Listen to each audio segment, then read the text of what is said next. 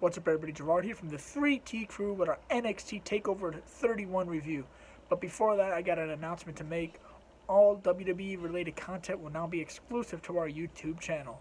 Yes, all our Takeover and pay-per-view reviews will now be on our YouTube channel exclusively, for the time being at least.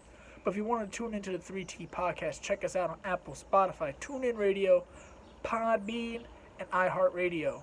If you want to buy a shirt, check us out on ProWrestlingTees.com. Check us out on all our social media channels at Through the Table and iStrongStyle, and at Twitter at 3TPod. Now let's jump into our review. We're going to do our broken table rating plus a like comments about the match.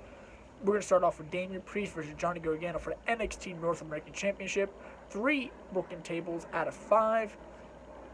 It was a decent match. I don't believe Johnny Gargano as a heel, and I do not believe him beating up Damian Priest for X amount of minutes in a match. His character and his body type is more suited to be a babyface.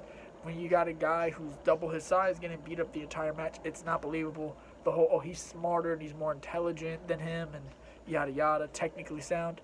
That just devalues the babyface even more if that's your logic into why he has an advantage over Damian Priest at all throughout a match. But yeah, Damian Priest is pretty good. I'm starting to get more into him. Gargano needs something else. Maybe Raw or SmackDown is where he needs to be right now. Now we're jumping into our second match, Kushida versus Velveteen Dream. Velveteen Dream is a piece of crap and a creep, so I'm not going to talk much past that on him. Kushida, this is his first TakeOver match in a year and a half. Take away the 2 months he was out with a wrist injury. He should have been on a TakeOver before this. It's absolutely criminal how Triple H has booked Kushida so far. Let's hope this is a step in the right direction, but they have devalued him a lot since then. Let's see, maybe he'll move into the Cruiserweight title picture, or maybe he'll move up to the North American or NXT Championship picture. Either way, he needs to be in the title picture. Speaking of the NXT title, oh wait, before that, I'm going to give that one a 2.75 broken tables. Now, I got so excited to talk about the NXT Cruiserweight title match that I almost jumped the ball over there. But yeah, we had Santos Escobar defending against Swerve Scott. This was a pretty good match. I'm going to give this 3.5 broken tables. Yeah, you know, almost there to a 5, right? Halfway there, pretty much. Santos is one of the best wrestlers on WWE's roster. One of the more complete guys on NXT. His gimmick, his faction, his theme song, his work, immaculate. Swerve is great. I think he might be missing a little something. You know, let him have more swag, because I know he has swag, because we watched him in Lucha Underground. We watched him in the Independence. He is a great performer. I just think they have to let him go a little bit more. Let him be himself a little bit more. I think he could pull it off. Swerve is great. Reasons why it's 3.5. The whole ending spot where he hits his head didn't come off well because their camera's focused on it, and it's clearly he didn't hit his head. And then they did the classic Undisputed Era run-in spot where they had his faction come in, and he bumps both of them off. You know, Swerve bumps both of them off. He gets back in the ring, eats the heel's finisher, and kicks out. It's the most prototypical spot at NXT. Every faction that NXT's ever have ran that spot dry, especially Undisputed. I do not pop when I see it. I think it's kind of annoying. Santos has beaten everybody in the Cruiserweight division so far. I think this is the perfect time to segue to Kushida versus Escobar, with Kushida being the one to dethrone him. I think that might even be a TakeOver main event worthy feud and match. Yeah, so I got high hopes for Cruiserweight division. They might treat it like their non-existent tag team division at times, but it has a lot of potential. Now we're jumping into the NXT Women's Championship match, which was our co-main event. Candice LeRae versus Io Shirai. This is 3.75 broken tables. Io Shirai is the best women's wrestler in the world by far. You know, guys, I'm telling you, she's the best women's wrestler in the world by far. You have Charlotte Flair, Mayu Iwatani, Hikaru Shida, you know, Sasha Banks, and other girls, Diana Purrazzo, who are very talented in their own rights, and I'm not trying to discredit them. I just think Io Shirai is a step above everyone else. Candice LeRae suffers the Johnny Gargano problem, where she can't really get over as a heel to me. It's not believable she's a better babyface. Interesting enough, they did the whole stupid referee thing where he comes out and counts to 3 in a referee shirt. And it just makes them look stupid because they know how the rules work.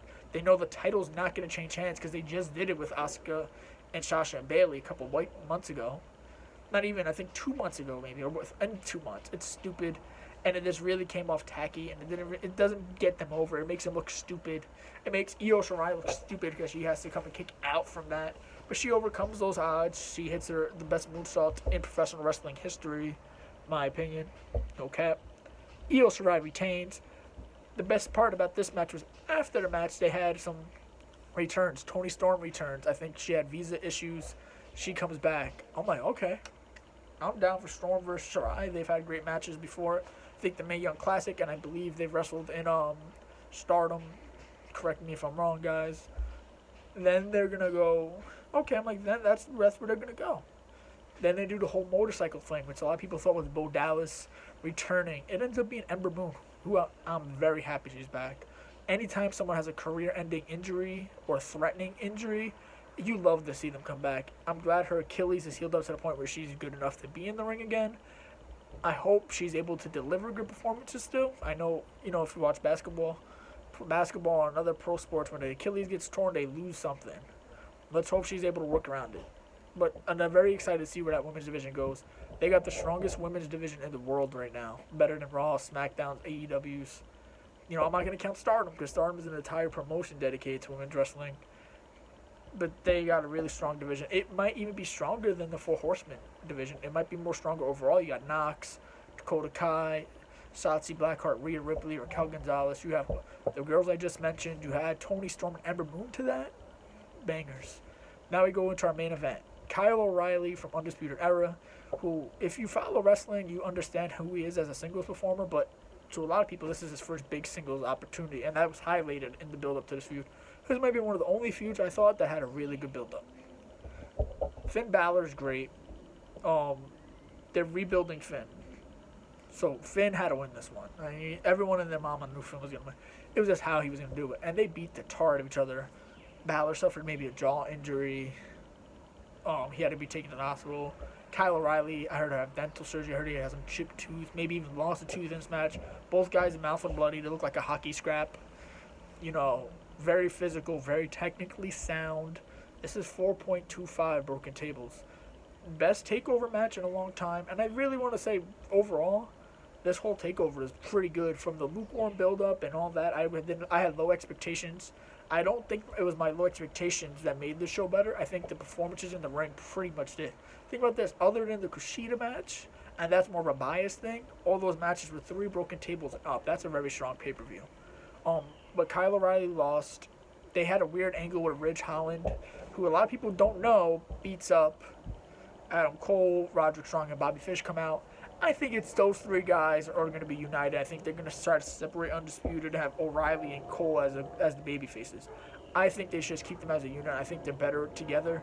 Cole's the only one who could be solo and by himself, and it kind of works because Cole's all around great. The other guys need each other, but I'm really looking forward to it to see where they go with that. Ridge Holland is someone Triple H is very high on, and we've trusted him for this long, so let's trust him on Ridge Holland.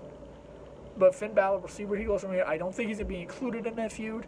I don't think they're going to do a rematch with O'Reilly, so we'll be interested to see where they go. But damn, what a damn main event. One of the better TakeOver main events in a while. Very strong, very stiff action. If you like G1 style matches, New Japan style physicality, this is the match for you. I would suggest definitely checking out the last 3 matches I mentioned, but definitely go out of your way to watch this one. Finn Balor and Kyle O'Reilly provide a banger. This is Gerard from the 3T Crew signing off with our NXT Takeover 31 review. All our links in below. Check us out. Let me know what you think. Was this the best takeover in a while? Was this the best main event in a while? Do you think Undisputed is breaking up? Do you think all 3 are plotting against Cole? Or what else? Let me know below. And thank you guys for watching.